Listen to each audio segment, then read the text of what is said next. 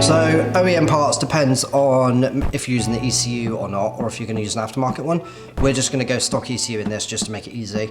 So you need engine, gearbox, you need loom, ECU, and all the electrics that come with it, clutch and flywheel as well. So basically an entire K-series engine.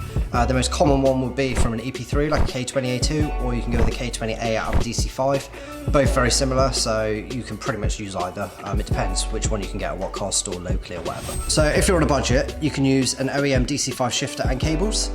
They will both be able to bolt up to either an EP3 or a DC5 gearbox, and it will save you probably about £800 to £900. The reason you use the DC5 over an EP3 one is that the DC5 is floor mounted, which you're going to need to if you're swapping into like an EG like this, for example. So just bear that in mind. You can go aftermarket, but just from in the OEM parts section, that is something to bear in mind. So the last thing we need to talk about in the OEM parts list is if you are swapping into like an EK, for example, you're going to want to use an EG subframe.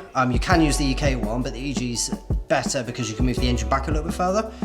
So you're going to need the subframe, the steering rack, and the control arms out of that. So just bear in mind, if it is an EK you're swapping, EG subframe is the way forward.